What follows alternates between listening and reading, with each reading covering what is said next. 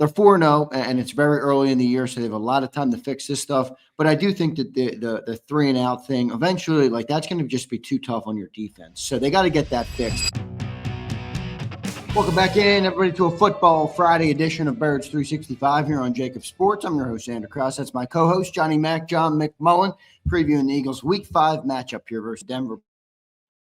4-0, and the Denver Broncos sit at 2-2.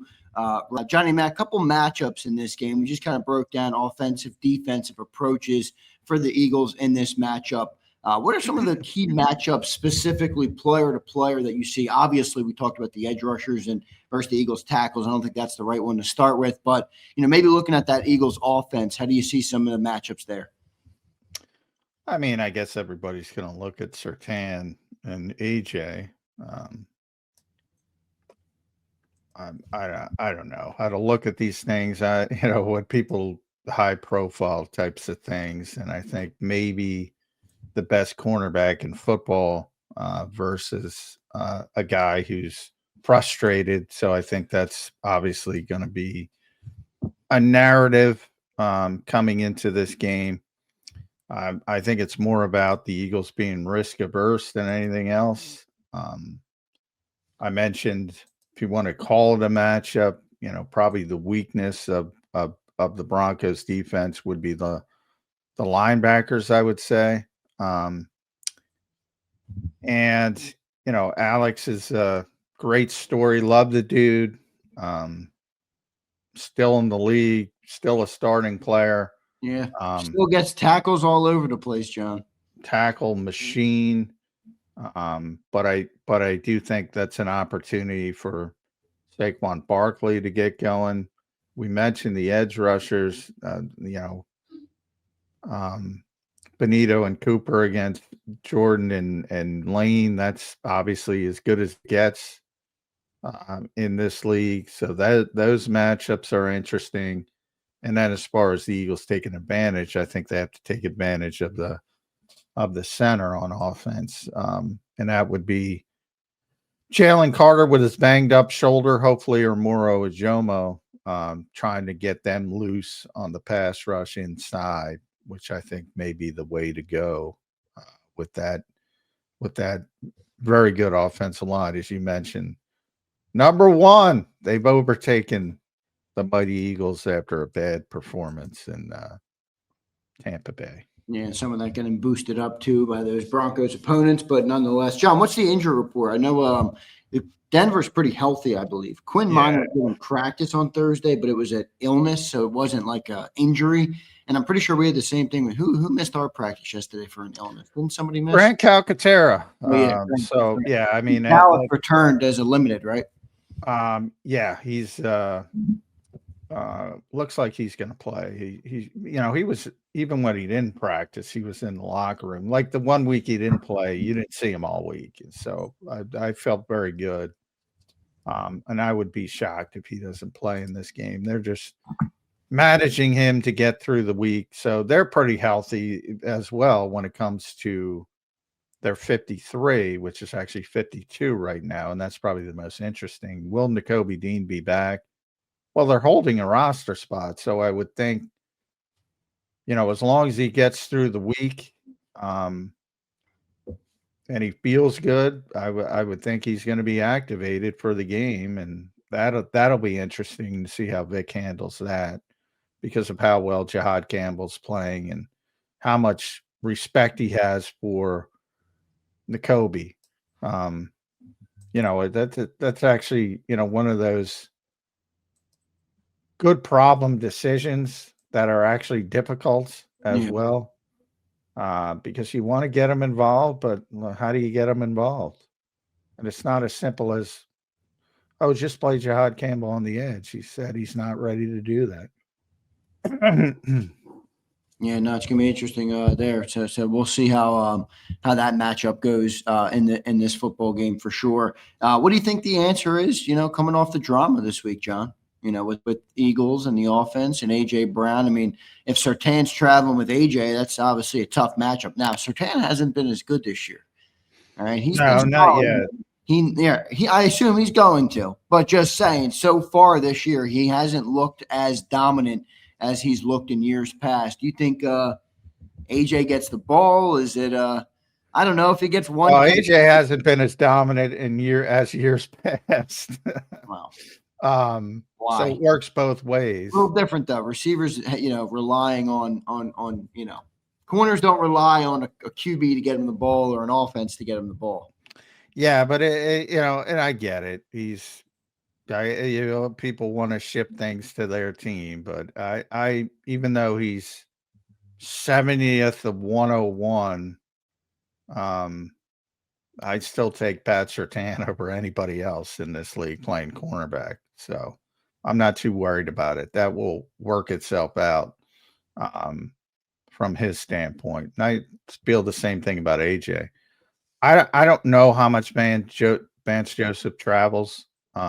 His corner, Riley Moss is the other corner, is talented, but he's the guy you want to take advantage of. Yeah, I don't look at Patrick Surtain as some kind of deficiency for the Denver Broncos. In fact, I said what I said. I think they'll even be more risk averse because he's out there, to be honest.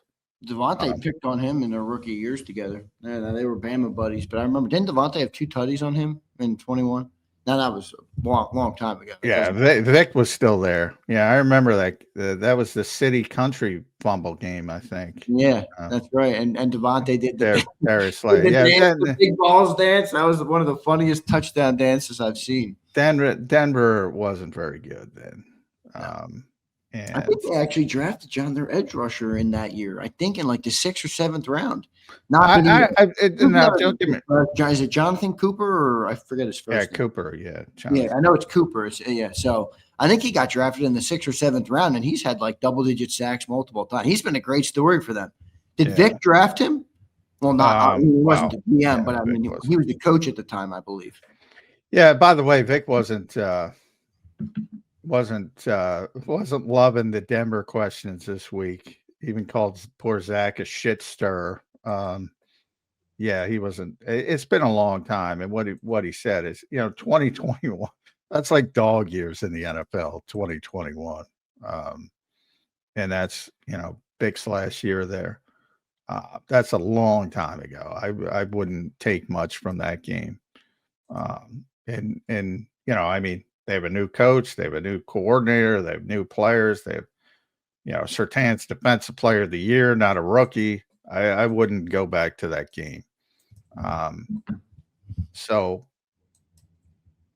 yeah, and that's why Vic didn't want any part of those questions. But they're getting better.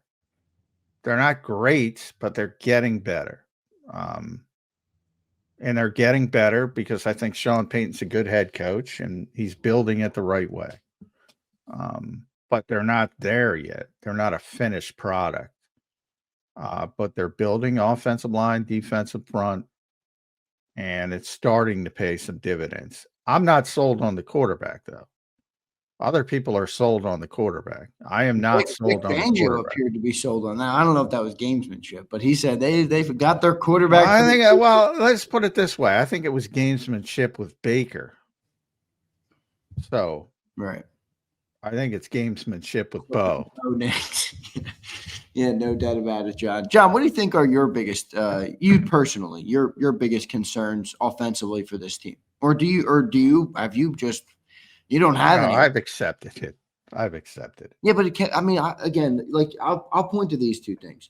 They're the lowest explosive rate team in the league right now, and they have the highest drive failure rate with the highest 3-and-out rate in the league.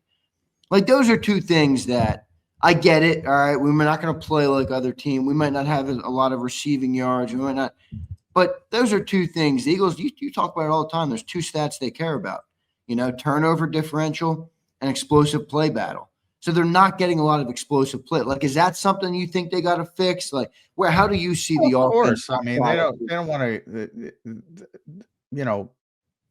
Of course they have to fix it. I mean. What I'm saying is, and I've said pretty consistently, they had these games last year. They just haven't had the other games. Now, if that continues through like midway through the season, then I'll start being concerned. I presume whether it's Denver, the Giants, whomever, the good offensive games are going to come. That's my presumption. Yeah, Nick even said it. It'll take care of itself. And I believe he's correct. As you see the outlier games, like San Francisco throws for 350 yards with a backup quarterback against the Los Angeles Rams. Nobody predicted that going in, but it happened. Those games will happen, but they haven't happened yet.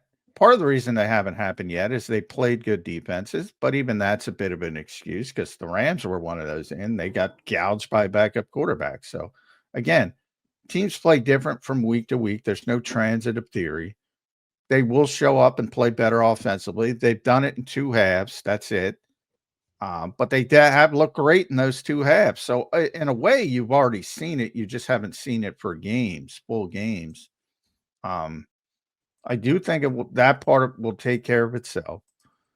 They do have to get better. I'm not saying that, but I think what everybody is missing is that these games didn't happen before. They sure as fuck did. It's just they've happened early in the season when you haven't seen the better stuff yet. And you will see the better stuff. Do you think they're like holding the better stuff in for later They're not holding it in. They're playing poorly offensively, but they will play better in certain games, and it will take care of itself. That's my assessment of it. That the offense is the offense. Can the coaches do anything to help this get less inconsistent? Well, they're doing everything they possibly can. When you play a certain way, they could change the way they play. They could do that. So yes, but I don't think they're going to change the way they play. They could say, you know what? Screw this risk averse. We're going to take some shots. They could do that. All right. Well, I'm gonna talk about something with Kevin Patullo, because you always tell me, and I think you're right when you tell me it. A coach's job is to get them a little bit better, or to make their players a little bit. You can't. A player is going to be what they're going to be. If you're the coach's job, it's to get them a little bit closer or a little bit further along, a little bit better.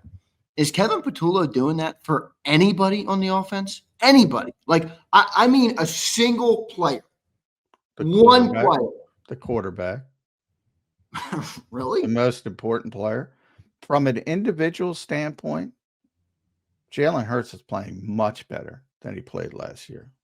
Much better, save for the second half last week, which I think might have been a borderline concussion. Might have been. I don't know. And when you say much better, you mean individual. In what ways? In what ways, though? Because, I mean, a lot of people would push back on that just from the production. I know the production doesn't tell the full story, but. Well, his film's 1,000,000% better. Again, except for the second half. He's making quicker decisions. The first half. Have you ever seen him play better against the blitz in the first half against Tampa Bay? Ever? Because I haven't. I just don't know why it fell off the face of the earth in the second half. You're right. The first half was incredible. His impact on the running game against Dallas, off the charts. His red zone decision making, his red zone plays, and it's not just the tush push, off the charts. Now, can you find a second player? That'd be more difficult. Well, I do think that Jalen's the reason we're forward up. I mean, if we didn't have him back there, I mean, he's maybe Dallas Goedert. But I think Landon and Cam are injury related. Tyler Steen's another one. Tyler Steen's never played better in his career, but I don't think that has much to do with Kevin. It's got more to do with Jeff Stoutland. Dallas, I think, is playing well when he's out there. So there's some good that people don't see because of the ugliness. But the quarterback is playing much better from an individual standpoint than he did last year. But But I can't get that through to people because they think he had his best year last year. No, I don't think that. And because he won the Super Bowl, and his best year was 2022. His second best year was 2023, which blows people's minds because of the collapse. And then he was probably better in 2024 than 2021, but it's really close. It's not as a blowout as you think. And this year, he's playing better than he ever has early in the season, with the exception of the second half in Tampa Bay, where he played really poorly. However, again, a lot of it is you don't see it because they are so risk averse, and which is just the way they play. So that part evidently is not going to change. So, and he might not want it to change for all I know, because he doesn't like turning the football over. So, but I think he's played. By the way, I hope everybody in the chat who said, "Oh, he's playing very well. He's playing better, and that was the best he's ever looked against the blitz ever. Quick, decisive throws." And to your point, what happened the second half? Well, they didn't blitz. That might have been part of the problem as well, besides the loopiness. They used simulated pressure, and they dropped out more often than not. Maybe that confused him.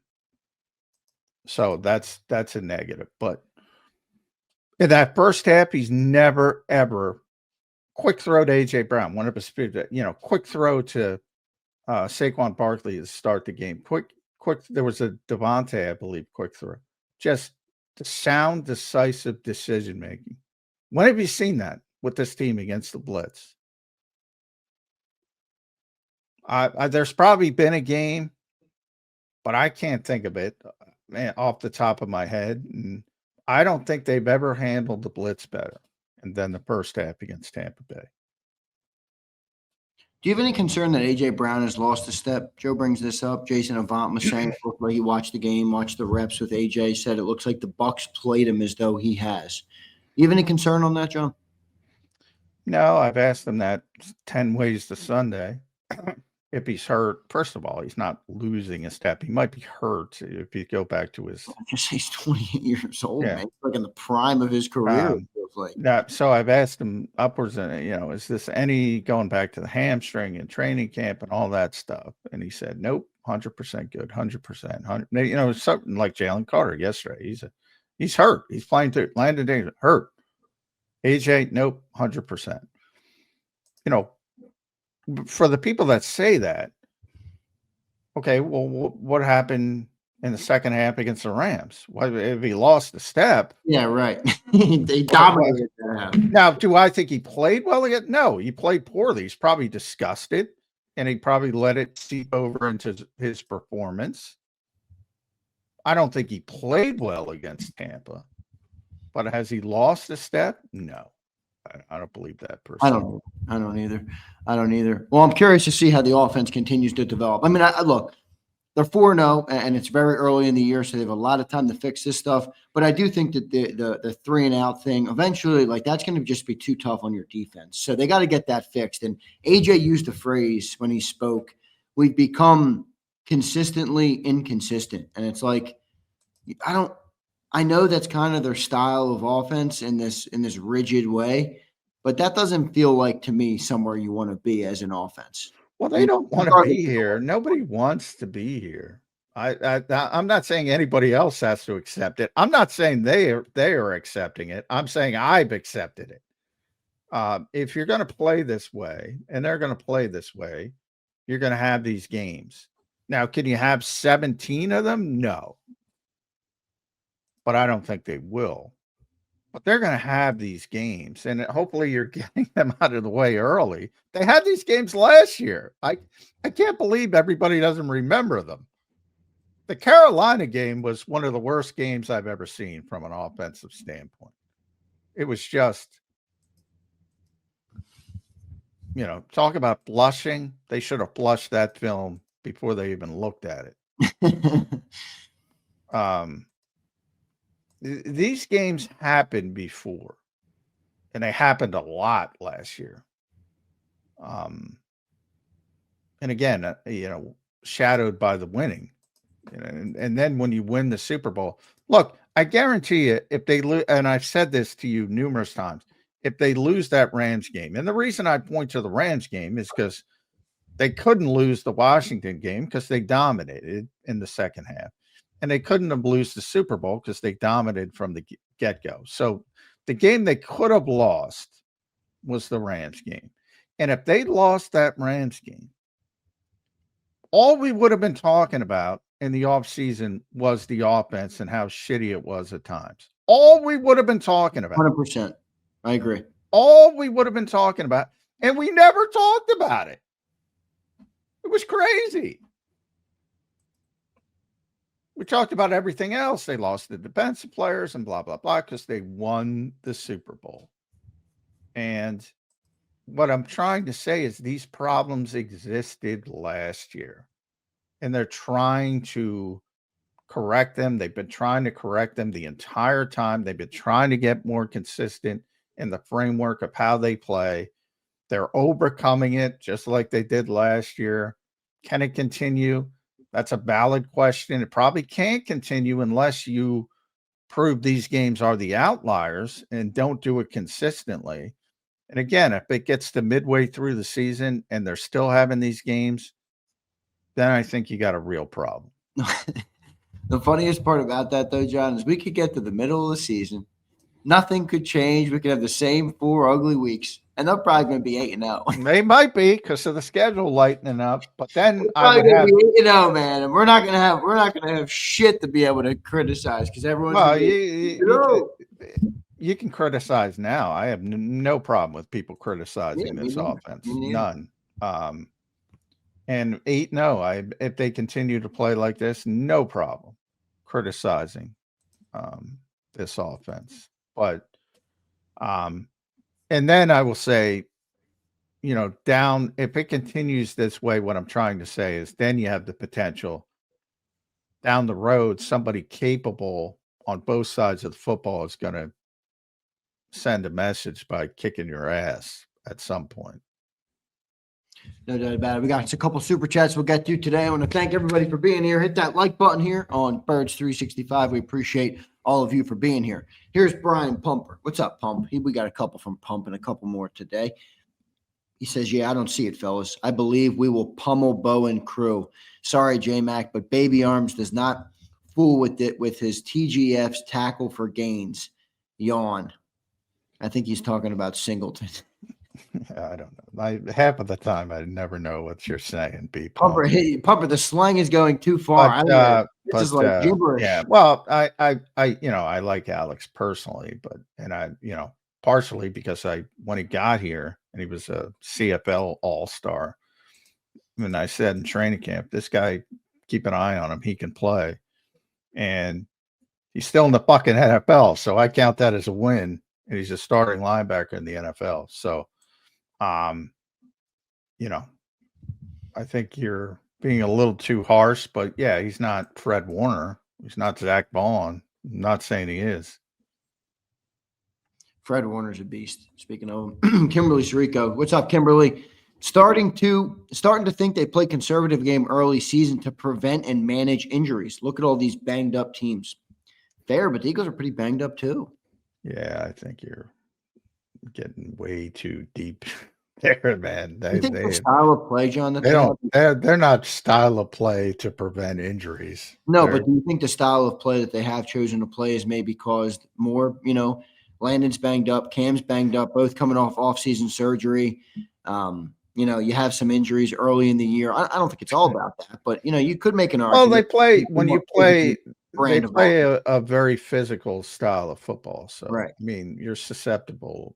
And Chris Long brought that up the other week. I mean, especially with the offensive line, they're very physical, and you think that pounding doesn't take. It has an effect on them as well, and you're seeing it with probably the most physical player on the team is Landon Dickerson, and he's just not healthy. And A lot of that goes back to the wear and tear of last year as well. And I always bring it up with players that people think are injury prone, like Dallas Goedert and Avonte Maddox in the previous, who played very physical brands of football, maybe too physical to the point they injured themselves. And now you're seeing it with Nolan Smith, who is incredibly physical at 237 pounds. And when you're incredibly physical at 237 pounds against 320 pounders with old man strength, all of a sudden that tricep starts hurting again. So yeah, I think the physical style they play brings you more sustainable for especially wear and tear injuries.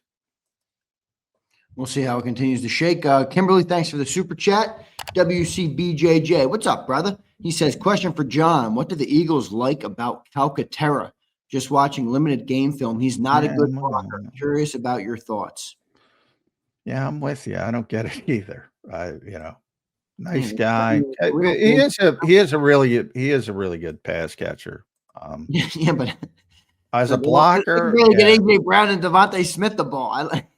As a blocker, what, option 6 in the pass game? Yeah, if that. But he's a backup player. That's part of it. But in theory, that's in some ways it's the modern game. But he's got to be a little bit better as a blocker. Again, the tight end mentality in the NFL now is all right, lose, but lose slowly. And blocking is what they're saying. Lose, but lose slowly. And he doesn't lose slowly. He's got to lose slowly. But right now, early in the season, I was looking at, I think it was dead last. Yeah, 70 of 70 tight ends graded. For blocking? No, overall. Oh. His run blocking is brutal. He's last. His pass blocking, little bit better, but not great. To the point, and they moved Cam Latu to fullback from tight end, but he's a much better blocker. That's what I mean. I wonder if that would benefit the offense. I mean, if they're committed to this offensive style, why not have your depth piece tight end, be good at that? I don't understand that part of it. It's not like if they were it's not Alcantara who can catch the ball in the, as a backup. It doesn't make as much sense with this type of offense. Well, not the style they play now. Right. You would think, and they had a receiver basically here for blocking with Johnny Wilson. Why don't you have a backup tight end for blocking? If I were the Eagles. Now, in the past, when they first got Grant Calcaterra, they were still trying to be a more explosive offense. I didn't have a problem with it. But now, the way they play, I think it would make much more sense to have a blocking tight ends. And the tight ends they do have are all better at blocking than Grant. But the coaching staff seems to like him.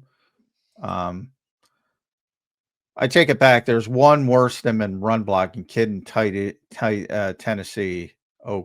Okonkwo. Don't know much about him. He's behind him, and he's a little bit better as a pass blocker than run blocker, but not exactly great there either. So,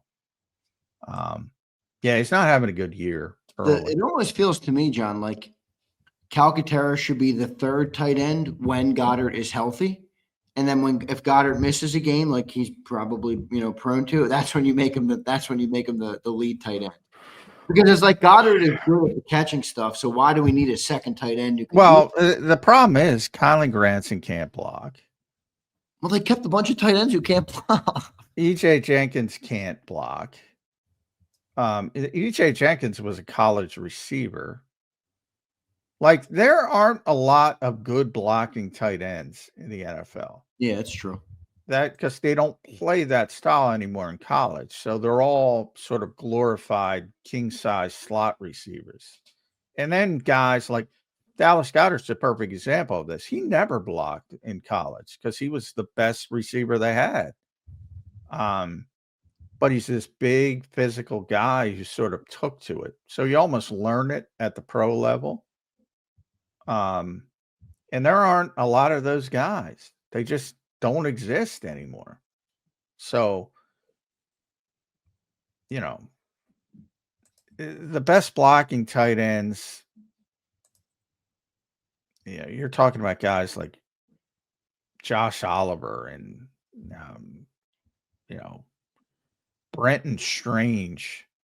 They're not playmakers. So, do you want to pay that guy? Because some of those guys make big money because they're so good. Not big compared to the receivers, but you don't want to pay that to your backup.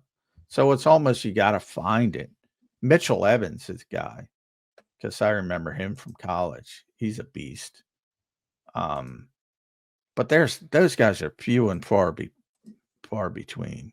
There are not a lot of them. Here's Brian Pumper again. What's up, Pump?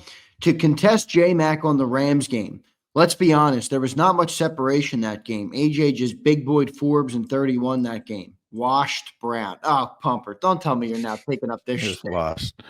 Oh, no, Brian. You're not going down this road, are you? So what is the what is the thought process? He got old. What is the thought process?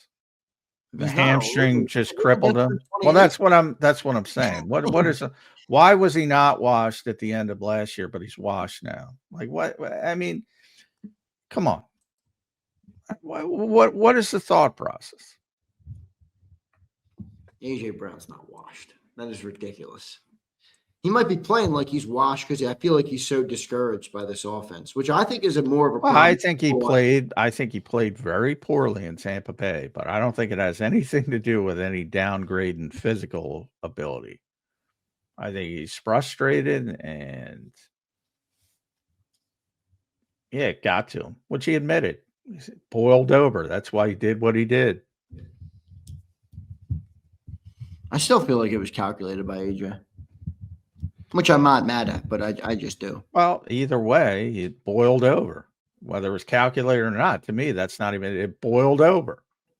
And I don't think he played well in Tampa Bay, certainly not up to his standard, which he'd be the first one to admit. I mean, did, by the way.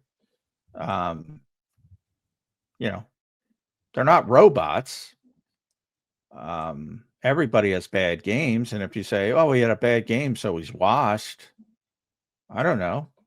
He's 20. What? I'm not saying it's not possible, but generally, washed players don't. There are people making strong arguments for AJ in the offseason coming off of last season that he was the best receiver in football. That people just didn't know it because of the offense he played in, and now he's washed physically. What sense does that make? Yeah, I don't see it. Sorry. Just the offense is not, pass happy. It doesn't get him the ball as much as other teams would. Charles Menifee checks in. What's up, Charles? Appreciate you, brother. He said, are the Eagles the best situational team in the NFL? I'd say yeah. God, yes. God, yes. That's the one thing that you can't criticize Nick on. Well, there's a lot of things you shouldn't criticize Nick on, but I mean, I'll tell you what, though, I watched they have the worst offense in the history of mankind, yet they're 11 for 11 in the red zone. I see stuff happen in games now, and I just, I think about Nick, so much when, like, even last night, there was a situation. I don't know if it was first half or second half, and the Rams are driving, and it's 4th and 6. And I get it. You probably don't want to go for it at 4th and 6, but they're on the other side of the field. They're in plus territory, and they pull up and they don't go for it. And part of me is just like, I don't know if Nick broke me. I don't know if Nick has proven to me that I was wrong about taking the points here and there, but he just gives us such an advantage with stuff like that. He really changes the outcomes of games with the way he plays like that. And Sean McVay, he does the opposite. He does the complete opposite. He feels like he hurts them every time there's a decision like that to be made. Yeah, I wish more people would come to that because, the one thing when I watch, and for a guy who I have tremendous respect for and John Harbaugh just laying up all the time. I'm like, ugh. I mean, the game's passed you by, dude. I don't necessarily like it, but I recognize it. And especially with the kickers now, these teams that are just, Eddie Pinero, who's on the streets banging a 59-yarder through. I mean, you can't just assume, and that's why I didn't blame Sean McVay for going for it on 4th and 1. He could have tied that game, obviously, with a field goal. But I didn't blame him for going for it on 4th and 1. The criticism comes with the play call and just the wrong decision to run the football into what was a bad look. But I thought the decision was sound. I don't know if you watch the Detroit Lions and you watch the Eagles and you're still playing it safe. You're fucked before you get on the field. Excuse my Jordan Mailata French. You're right, though. You're right. One more super chat here. We'll take a quick commercial break, and then when we come back, we're talk about coaching. All right, we'll talk about some of the coaching matchups in this game. Nick Sirianni, got Sean Payton, so we'll talk about some of those things as well. Vic Fangio, obviously. Pumper says AJ's following the trajectory of a certain guy who wore number 17 for the first Super Bowl team. That dude fell off a cliff. I'm worried, y'all. I guess he's talking about Alshon Jeffrey. I don't like that comp at all. Yeah, I don't like that comp. Alshon, very good receiver. Good player. He was nowhere near AJ territory. Nowhere near athletically either. AJ. I don't like that comp. But they won the Super Bowl in 2017, and he had more catches the next year, more receiving. So it was a targeted. He had 57 for 789, which again, at the time was brilliant for the Eagles, but AJ numbers 1,500, 1,400, 1,113 games last year. Not even close. And the next year, 65 for 843. So he actually caught more passes, more yards. And then the ramp down started in 2019. So it wasn't right away. He actually had a better statistical season the year after. And he was never the athlete of A.J. Brown, to say the least, to begin with. Alshon, I think, was like 28, I guess, at the same, at that time. I don't know how old Alshon was when he was in on that Super Bowl team, but I hate that comp. Sorry. That's terrible. Good stuff. Appreciate everybody for being here. We'll take one more quick commercial break, and when we get back, we'll close up the preview of Eagles versus Broncos in week number 5 here. Appreciate all the super chats today. Any more super chats we get, we will take before the end of the program, and we will give you our picks and predictions for the game as well. Coming up next here on Birds 365.